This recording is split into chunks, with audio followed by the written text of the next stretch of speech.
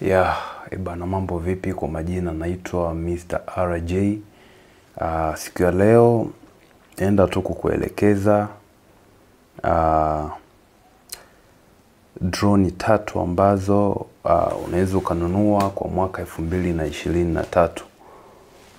Zipo drone nyingi ambazo ni nzuri, lakini katika hii video naenda tu kukuletea au kukuonesha video drone 3 kali ambazo unaweza kununua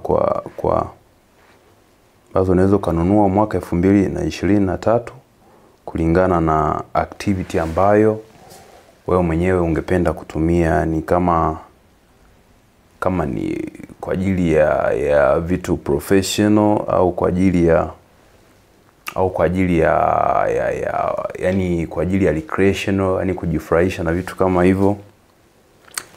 Sasa nitaanza drone ya kwanza kabisa. Nimezipanga hizi drone 3 katika mgawanyiko wa bei, kwamba kulingana na ile affordability yake, lakini pia kwa kulingana na uwezo wake.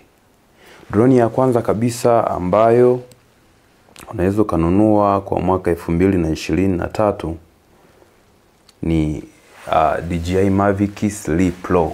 Mavic 3 Pro. Sasa hii nimeanzia ile yenye uwezo mkubwa, lakini pia sasa ni very expensive. Kwa Tanzania nimeona kama wanaiuza kuanzia milioni 9. Lakini ni drone nzuri sana ambayo sasa kama ungependa kuandaa content ambazo ni high level, yani kwa maana ya kwamba huo una capture footage nzuri, lakini ni drone pia ambayo ina uwezo mkubwa sana. Sifa zake kwa ufupi, ina gramu 958, speed ya kwenda juu ni mita 8 kwa sekunde, lakini ile speed ya kushuka ni mita 6 kwa sekunde. Lakini pia ile horizontal speed, yani ile speed ya, maana tunazungumzia speed ya kupanda na speed ya kushuka. Sasa speed ile horizontal, sasa kwamba inaenda mbele au inarudi nyuma, ni mita 21 kwa sekunde. Yani ni speed kubwa sana, kwa sababu kwa mfano Mavic Mini 2 maximum yake ilikuwa ni kwenye sport mode ilikuwa ni 16 mita per second, na hiyo 16 per second ukibadilisha upeleke kwenye kilometer per hour inakuja kama 58 59.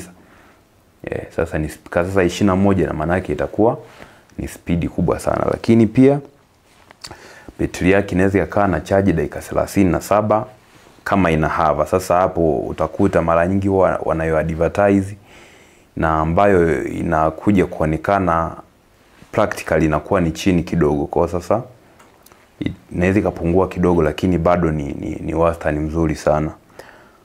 Lakini pia maximum wind resistance, kwamba inaweza kuzuia upepo katika speed gani, ni mita 12 per second, 12 mita per second. Yani ni upepo mkubwa sana huo. Kwa sasa inaweza ikawa katika upepo huo na bado inaweza kuisistent. Lakini inatumia GPS na system nyingine za kustabilize. Unajua hizi drone haiwezi kuwa too stable, kwa lazima inatumia mechanism ya satellite. Ndio kama hapo unaona kuna global positioning system, GPS, kuna Galileo, Beidou ya Kichina, Galileo sijajua ni ya wapi. Lakini tunakuja sasa kwenye vitu vya msingi ambavyo vinaifanya sasa iwe na gharama kubwa. Kiachilia mbali uwezo wa kuwithstand upepo, speed yake ni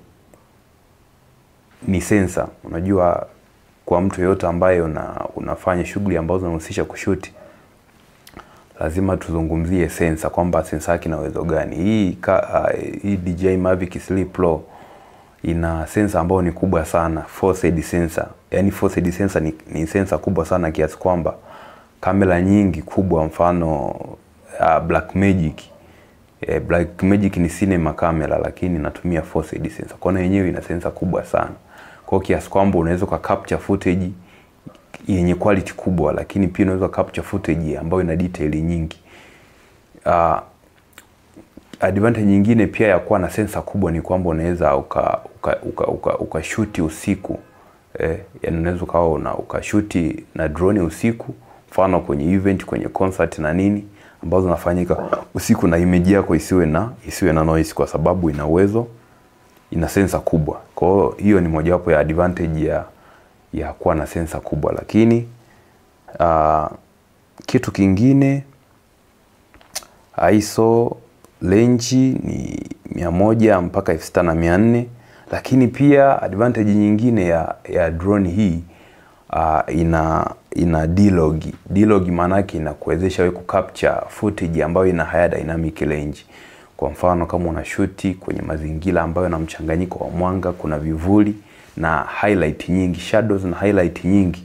Kwa sasa ukitumia ukishuti katika D-log, maana yake kwenye post production utaweza kupata detail zote ambazo uliweza kuzikosa au ambazo ungezikosa kama usingetumia D-log. Hiyo ni advantage nyingine. Inatumia sensor ya Hasselblad ambayo wanasema kwamba ni nzuri sana. Lakini pia ina megapixel 20, effective megapixel 20 ambazo sasa zinakusaidia unapata image ambayo ina clarity kubwa kiasi kwamba ukipiga hata ukizoom bado inakuwa na detail nyingi. Kwa sasa hii ni drone nzuri sana kama wewe ni pro. Lakini pia uwezo wa kushuti video inashuti katika maximum resolution ya 5.1K, yani resolution kubwa sana. Sasa hiyo ni advantage kubwa kama wewe ungependa kufanya pro movie labda au documentary whatever, lakini unahitaji drone ambayo itakupa quality kubwa. Nakuja kwa drone ya pili ambayo unaweza ukaipata, yenyewe imetoka muda kidogo, ina miaka mingi sokoni. Inaitwa DJI Mavic Air 2S.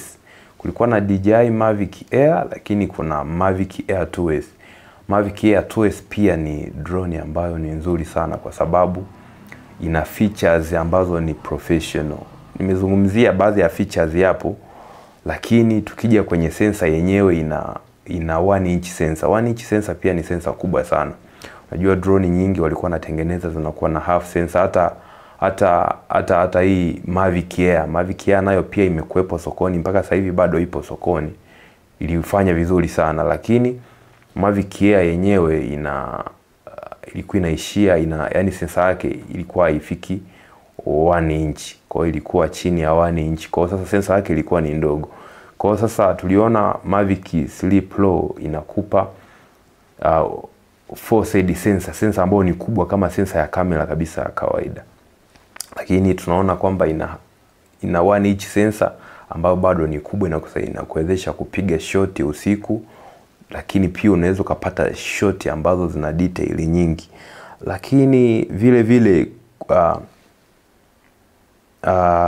kitu factor nyingine ambayo ni ya muhimu ambayo ningependa kuizungumzia, resolution yake ambayo maximum resolution ambayo inashuti 5.4K. Kwa maana yake ni resolution vile kubwa sana. Kwa sasa ukiachilia mbali Mavic 3 pia zipo tofauti. Ile ukiachilia mbali Mavic 3, hapo katikati hapo professional drone ambayo ipo ni hiyo Mavic Air 2S. Kwa ni drone nzuri sana. Lakini sasa naenda kuzungumzia sasa drone ya mwisho ambayo unaweza kaipata. Sasa Mavic Air 2S ina bei ndogo kuliko Mavic 3 Pro.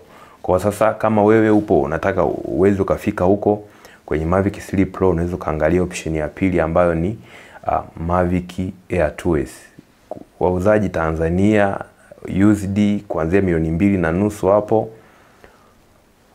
ambayo ni standard bila zile combo pack, lakini pia inaenda sasa mpaka 3 hapo 4 milioni ikiwa mpya. Kwa hiyo at least inaweza ikawa affordable kwa watu ambao ni daraja la kati. Lakini drone nyingine ya mwisho ambayo naenda kuizungumzia ni Mavic ni Mini 3 Pro ambayo imetoka sasa, na ilikuwa mwaka jana. Mini 3 Pro ni drone nzuri sana, ina features nyingi nzuri sana. Sensa yake yenyewe haifiki 1 inch sensa, lakini bado ni sensa yake ni kubwa kuliko DJI Mini 2. Mini 2 ni drone nzuri sana, ni ndogo lakini nzuri sana. Lakini pia hii Mini 3 Pro inaitwa mini kwa sababu ni ndogo. Kwa hiyo ina gram chini ya 250, ambapo kwa nchi nyingi unaruhusiwa kuioperate bila hata kusajili. Kwa hiyo sasa hiyo ni drone ambayo ni nzuri sana. Lakini pia tofauti na Mavic Mini 2, ina uwezo mkubwa sana wa ku capture footage, ina shoot scene like, yani kwa maana ya kwamba inaweza ikashoot profile ambayo ni flat, tofauti na Mini 2 ambayo ilikuwa ina shoot tu ile standard.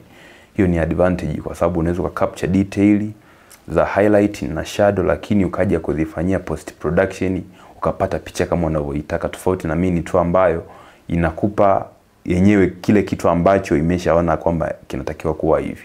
Kwa sasa hiyo ni advantage moja wapo. Lakini pia Mini 3 Pro ina propeller ambazo ni silent, kwa inakuwa tena haina kelele, yani ipo silent kuzidi hata DJI Mini 2.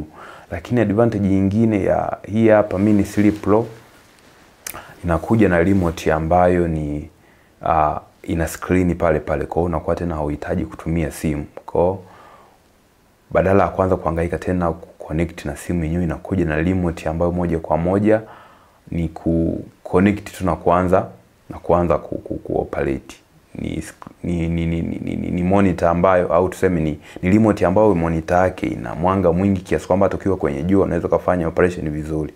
Lakini pia kitu kingine, feature ambayo inakuja nayo, inaweza ikashoot vertical. Unajua kwa social network naangalia smartphone kama hii imekaa vertical hivi. Sasa mara nyingi mtu ili aangalie video kwa kulaza hivi, inakuwa inawapa ugumu watu wengi kuangalia video. That's why content ambazo zimesimama hivi zinakuwa zina advantage kubwa. Sasa Mini 3 Pro inakuja na kamera ambayo inaweza rotate. Kwa inaweza ikashoot kwa hivi, lakini pia inaweza rotate ikashoot kwa wima hivi. Kwa maana yake unapata footage ambayo ni straight forward, unapata 4K ile exactly. Kama umeshoot 4K 60, unapata hiyo 4K, maana yenyewe Mini 3 Pro inaishia 4K, lakini sio 4K sete au sete frame per second kama Mini 2 yenyewe ina 4K 60 frame per second. Kwa sasa utaweza kuicapture footage ikiwa vertical. Kwa sasa kama unaandaa content kwa ajili ya social network, hiyo hapo ni drone nzuri. Lakini pia ni affordable. Wauzaji Tanzania wanauza kuanzia 2,600,000 mpaka 2,800,000 hapo katikati. Kwa sasa ni drone hapo sasa, manake inakuja na ile remote yake ambayo ni remote ambayo ni wanaita sikumbuki jina lake vizuri actually, lakini ni ile remote ambayo inakuja ikiwa na kioo pale pale, kwa maana yake wewe uhitaji tena kutumia simu. Sasa hizo ndo drone ambazo unaweza ukapata mwaka 2023. Ni drone ambazo zimekaa katika madaraja yote, kwa beginner, kwa mtu wa intermediate, lakini pia kwa professional. Lakini pia zimetofautishwa na bei kulingana sasa na uwezo wako. Ukiweza kununua Mavic 3 Pro beta, ukiweza kununua Mavic Air 2S ni vizuri, lakini pia ukiweza kununua Mini 3 Pro pia ni vizuri. Sasa hizo tu ni tatu, japo drone zipo nyingi, lakini leo nilikuwa nimekuletea hizo drone tatu ambazo unaweza kuzipata kwa mwaka huu na zikaweza kukusaidia kuweza kufanya shughuli zako sasa kulingana na wewe umekusudia kufanya shughuli gani. Basi kama una swali lolote kuhusiana na masuala ya drone, swali lolote unaweza tu kaniuliza kwenye comment na mimi nitaweza tu kukujibu. Lakini pia kama hauja subscribe, basi hakikisha unabonyeza subscribe. Lakini kwa watu ambao pia wanapenda kujifunza, hakikisha una share kwa ndugu, jamaa zako na washikaji zako ambazo unaona kwamba wanaweza kanufaika na kujifunza. Hope mambo yatakuwa vizuri. Karibu katika video nyingine. Asante.